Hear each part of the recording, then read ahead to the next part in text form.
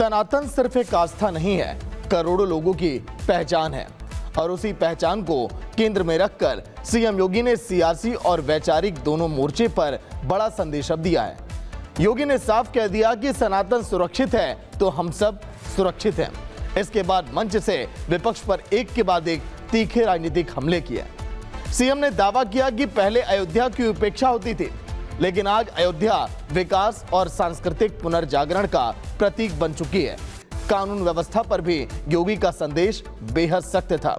उन्होंने कहा कि बेटियों और व्यापारियों की सुरक्षा से खिलवाड़ करने वालों के लिए सिर्फ कानून का शिकंजा है। योगी का यह संदेश सिर्फ धार्मिक नहीं, बल्कि आने वाले राजनीतिक विमर्श का भी संकेत अब माना जा रहा है।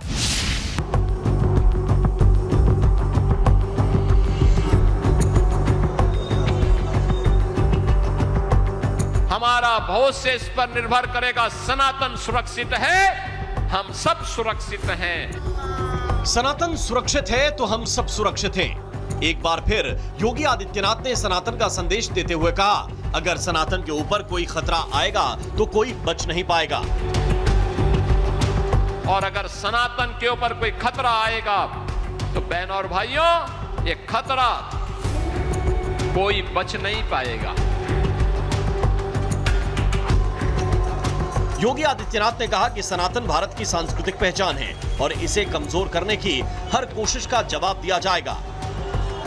जिस भी महापुरुष ने देश के लिए योगदान किया है, सनातन के लिए अपना समर्पण किया है, हमारा दायित्व बनता है उनको सम्मान दे, उनके गौरव को, उनकी महिमा को वर्तमान पीढ़ी को अवगत कराएं और उन्हें इस बारे में अवगत कराएं कि सनातन की सुदृढ़ नींव पर ही हमारा उज्जवल भविष्य निर्भर करेगा।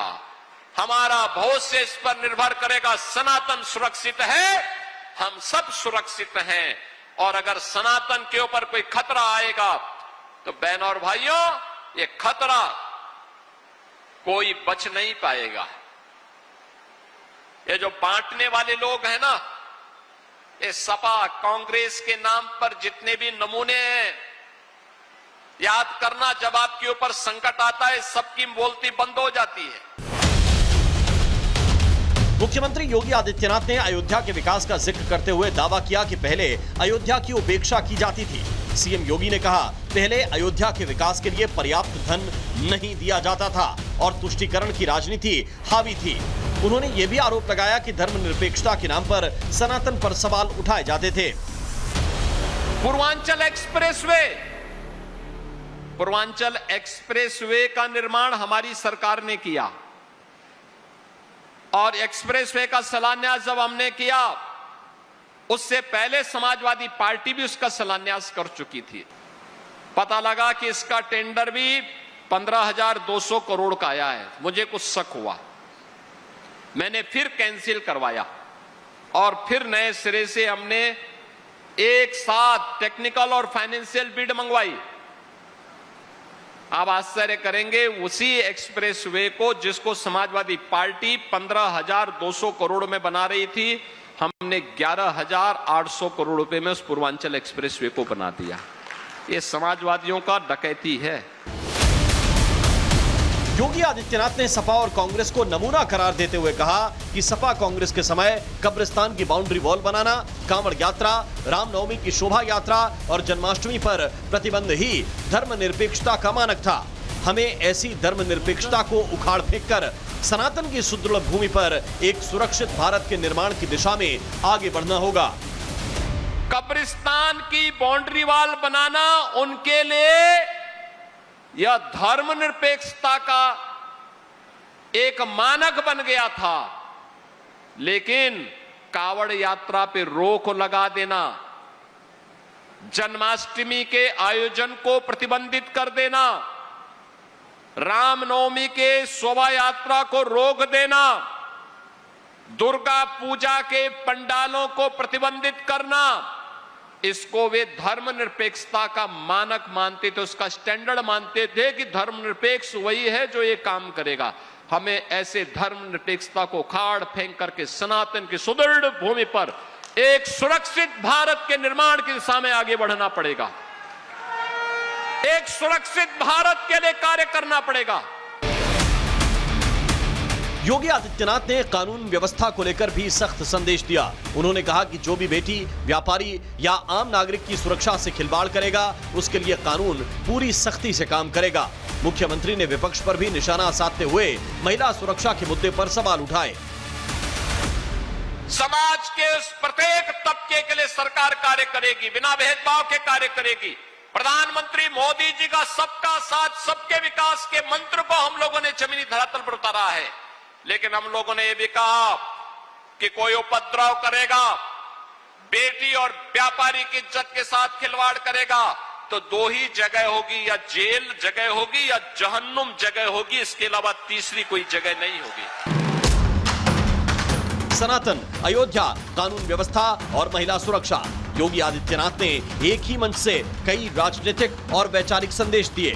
अब सवाल यह है, क्या ये बयान आने वाले चुनावी माहौल में नया राजनीतिक विमर्श तय करेंगे या फिर इन पर सियासी टकराव और तेज होगा? Bureau report, Republic Bharat. Ram मंदिर में श्रद्धालुओं के दान पर उठे सवाल का मुद्दा अब देश की सर्वोच्च अदालत तक पहुंच चुका है। सुप्रीम कोर्ट ने कहा कि यूपी सरकार दोबारा एसआईटी बनाए और इसे आईपीएस ऑफिसर अब लीड करें और मामले की निष्पक्ष जांच सर्वोच्च प्राथमिकता होनी चाहिए।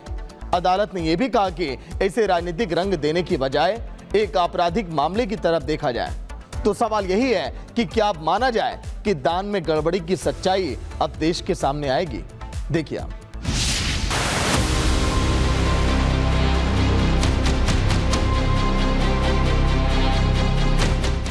आस्था के सबसे बड़े प्रतीक रामलला का दरबार और उसी दरबार के चढ़ावे को लेकर उठे सवाल अब सुप्रीम कोर्ट तक पहुंच चुके हैं। सोमवार को हुई सुनवाई में सुप्रीम कोर्ट ने साफ संकेत दिया कि अब जांच नए सिरे से होगी। अदालत ने कहा कि वरिष्ठ आईपीएस अधिकारी की अगुवाई में नई एसआईटी बनाई जाए ताकि जांच अपने तार्किक अंजाम तक पहुंचे। राम मंदिर में चढ़ावे की कथित चोरी का मामला अब सुप्रीम कोर्ट की सीधी निगरानी में है। अदालत ने साफ कर दिया है कि जांच पर किसी तरह का संदेह नहीं रहना चाहिए। सुनवाई के दौरान सॉलिसिटर जनरल तुषार मेहता ने कोर्ट को बताया कि स्टेटस रिपोर्ट दाखिल कर दी गई है, लेकिन चीफ जस्टिस सूर्यकांत ने पूछा, क्या मौजूदा एसआईटी जांच कर रही है? एसआईटी का गठन कैसा है? जांच अधिकारी कौन है? क्या नई एसआईटी बनाई जा सकती है? यूपी सरकार ने अदालत को भरोसा दिलाया कि नई एसआईटी गठित की जाएगी।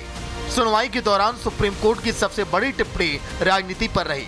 चीफ जस्टिस ने दो टूक कहा, इस मामले का राजनीतिकरण मत कीजिए, ये पहली नजर में एक आपराधिक मामला है। अदालत सिर्फ निष्पक्ष और स्वतंत्र जांच चाहती है। ये सरकार पूरी तरीके से डरी हुई है। डर कर पुलिस के साये में, बंदूक के साये में कितने दिन तक आप सरकार चलाएंगे? पूरी तरीके से सरकार डर गई है, घबरा गई है, क्योंकि लोग जान गए हैं, इनके पास जो आईबी की इनपुट है कि सरकार के खिलाफ पूरे देश के अंदर वातावरण बन गया है। गांव-गांव गलियारे में भगवान राम के मंदिर में जो चोरी हुई है, जो वहां पे चुराया है भगवान राम के पैसे, वो सारे चीजें सामने। सुप्रीम कोर्ट ने मांगा था स्टेटस रिपोर्ट, तो एसआईटी ने सौंप दिया है। कोर्ट के आदेश का पालन है। यानी देश की सबसे बड़ी अदालत ने साफ कर दिया कि आस्था के इस मामले में सियासत नहीं, कानूनी प्रक्रिया ही चलेगी। दरअसल राम मंदिर में चढ़ावे की कथित चोरी को लेकर सुप्रीम कोर्ट में 4 अलग अलग याचिकाएं दाखिल हैं। मांग है कि चढ़ावा चोरी के मामले में सीबीआई जांच हो, दान व्यवस्था की समीक्षा हो, एक्सपर्ट कमेटी बनाई जाए, ट्रस्ट के प्रबंधन की भी जांच हो। राम मंदिर चढ़ावा चोरी के मामले पर आज बहुत कम समय के लिए सुनवाई हुई। अब अगले सोमवार को मामले की सुनवाई होगी। सीजेआई ने कहा कि अगले सोमवार को ही कोई निर्देश अब देंगे। टिप्पणी से कम हम एडवोकेट्स का कोई कंसर्न नहीं है। We are advocates, we are legal experts, we have taken the people's petition to the honourable court. Obviously देश का माहौल ऐसा है कि राजनीतिक चीजें भी चल रही हैं, लेकिन उन चीजों से हमारा कोई लेना और देना नहीं है। माननीय न्यायालय की टिप्पणी एक जनरल टिप्पणी है, एक सामान्य टिप्पणी है, और जिसको निश्चित रूप से कंसर्न लोगों के द्वारा गंभीरता से लिया जाना चाहिए। लेकर ये बोला गया है कि जो जांच हो रही है एसआईटी नहीं कर रही है, वो अयोध्या की सर्कल पुलिस और ऑफिसर कर रहे हैं। एक एसआईटी होनी चाहिए, जो एक आईएएस अधिकारी जो इस हिसाब लेवल का हो, उसके हिसाब से जांच कराने के लिए बोला गया है सॉलिसिटर जनरल को। रामलला के दरबार से जुड़ा मामला देश की सबसे बड़ी अदालत की निगरानी में है। संदेश अब साफ है, आस्था पर सवाल उठे हैं, इसलिए जांच पर भी कोई सवाल नहीं उठना चाहिए। राजनीति नहीं, पारदर्शिता चाहिए, बयान नहीं, सच चाहिए और उसी सच की तलाश नई एसआईटी अब करेगी। Bureau report, Republic Bharat. प्यार, फिर कत्ल और उसके बाद सबूत मिटाने की ऐसी साजिश जिसने पुलिस को भी अब हैरान कर दिया है। महाराष्ट्र के ठाणे के कल्याण में एक महिला पर अपने बॉयफ्रेंड की हत्या का आरोप है। आरोप है कि उसने पहले धारदार हथियार से युवक की हत्या की, फिर शव को बोरे में भरकर बाथरूम में उसने रख दिया, नल खुला छोड़ दिया ताकि शव जल्दी सड़ जाए और सबूत के नामो निशान मिट जाएं। फिर वो कोलकाता फरार हो गई। सबसे चौंकाने वाली बात तो यह है कि आरोपी ने खुद मकान मालिक को वॉइस मैसेज भेजा, फ्लैट में शव होने की पूरी जानकारी दी। देखिए ये सनसनीखेज रिपोर्ट।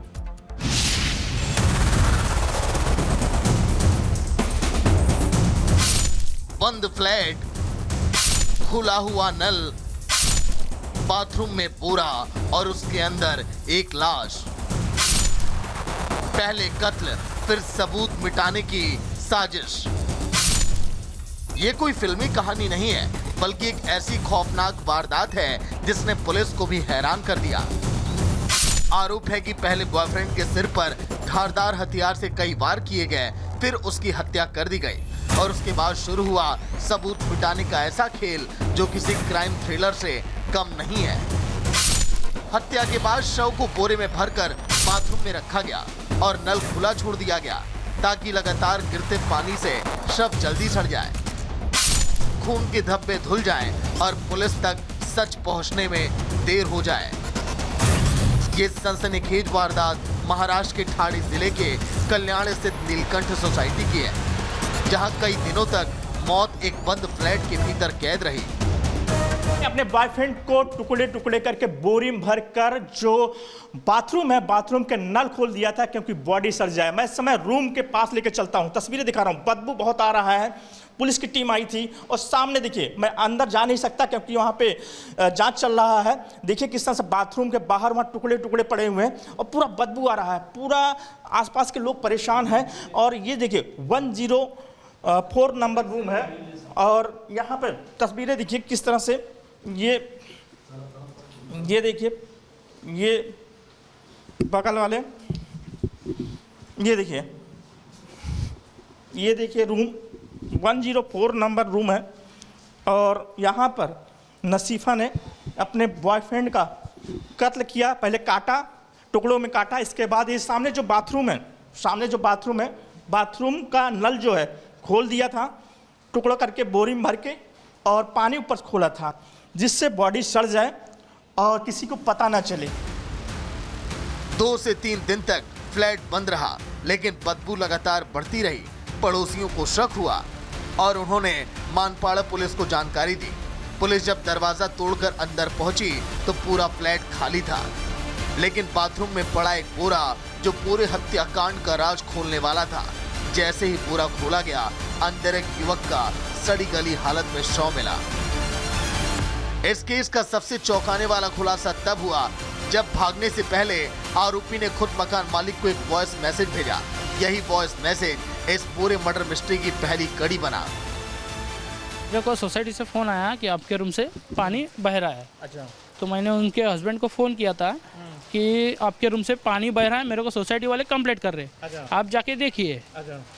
तो उसके हस्बैंड ने फ़ोन उठा के मेरे को बोला, दादा मैं बोल दिया है पानी बंद करने के लिए, लेकिन 2 दिन गया, पानी बंद भी नहीं हुआ, पानी कंटिन्यू चालू था। तो मैंने वापस फ़ोन किया है कि पानी अभी भी बंद नहीं हुआ है, सोसाइटी वाले मेरे को फ़ोन कर रहे हैं। तो बोलते दादा करता हूँ आज, तो आज भी नहीं किया। और 19 तारीख को मेरे को डायरेक्ट उसके वाइफ ने अननोन नंबर से डायरेक्ट मैसेज डाला है कि दादा ऐसा ऐसा हुआ है, मैंने मेरे बॉयफ्रेंड को मेरे को मिला था, मैंने उसको मार के आपके रूम में डाल दिया है और मैं चली गई हूँ। वॉइस मैसेज मिलते ही मकान मालिक के होश उड़ गए। उधर पड़ोसी भी बदबू की शिकायत कर चुके थे।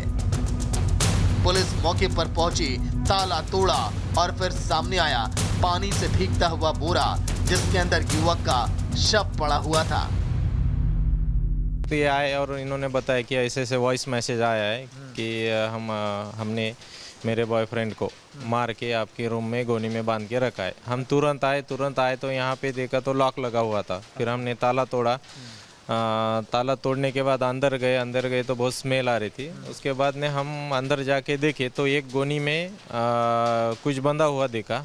हमने वो गोनी लोगों के साथ पंच लिए और घटनास्थल पंचनामे और खोल के देखे तो एक आदमी की बॉडी पूरी बंधी हुई देखी हमने। तो हमने फिर उसे खोला, देखा और देखने के बाद बॉडी आगे पीएम के लिए शास्त्री नगर हॉस्पिटल में भेज चुके हैं और पंचनामा चालू है और आरोपी का शोध चालू है। जांच में सामने आया है कि आरोपी महिला शादीशुदा है, उसका पति पुणे में रहता है। फ्लैट से मिले आधार कार्ड में पश्चिम बंगाल का पता दर्ज है। पुलिस के मुताबिक शिकायत के आधार पर हत्या का मामला दर्ज कर लिया गया है। फॉरेंसिक टीम हर सबूत जुटा रही है, जबकि आरोपी की तलाश में पुलिस की टीम कोलकाता रवाना हो चुकी है। अब जांच इस बात की भी है, क्या हत्या से पहले ही प्लानिंग कर ली गई थी या फिर किसी विवाद के बाद वारदात को अंजाम दिया गया। प्यार, कत्ल और फिर सबूत मिटाने की कोशिश। कल्याण का यह मर्डर केस कई सवाल छोड़ गया है। क्या हत्या पहले से प्लान की गई थी? क्या शव को सड़ाने के पीछे सिर्फ सबूत मिटाने की मंशा थी? और आखिर आरोपी ने फरार होने के बाद खुद वॉइस मैसेज क्यों भेजा? इन सवालों के जवाब अब पुलिस और जांच और आरोपी की गिरफ्तारी के बाद ही सामने आएंगे। Bureau report, Republic Bharat. अस्पताल जहां पर लोग जिंदगी बचाने की उम्मीद लेकर पहुंचते हैं, लेकिन अगर इलाज के बीच अस्पताल का पंखा ही जानलेवा बन जाए तो सवाल सिर्फ एक हादसे का नहीं रह जाता। इन तस्वीरों को जरा आप गौर से देखिए, क्योंकि ये अस्पतालों की जवाबदेही बन जाती है, पूरे सिस्टम की जवाबदेही है। क्योंकि जीटीबी अस्पताल में एक मरीज की मौत के बाद यही सवाल अब उठने लगे हैं। आखिर अस्पतालों में सुरक्षा मानकों की निगरानी करेगा कौन? अगर एक छत का पंखा गिरने से किसी मरीज की जान चली जाती है तो क्या इसे सिर्फ हादसा कहकर आगे बढ़ा जा सकता है? देखिए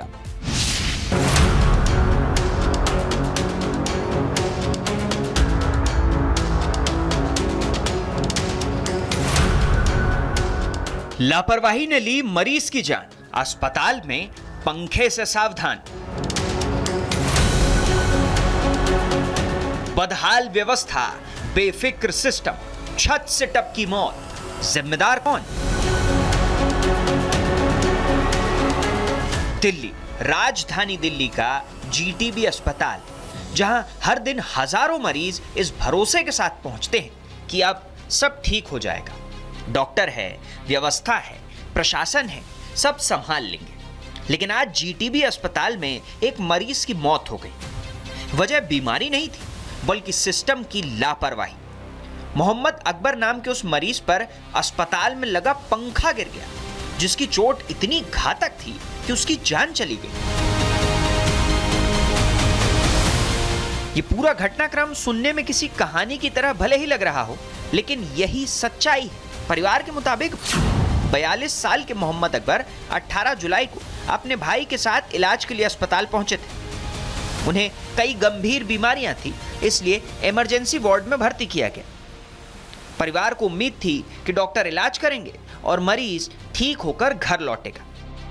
लेकिन किसी ने यह नहीं सोचा था कि इलाज के बीच छत से लटका पंखा ही उनकी जान का दुश्मन बन जाएगा।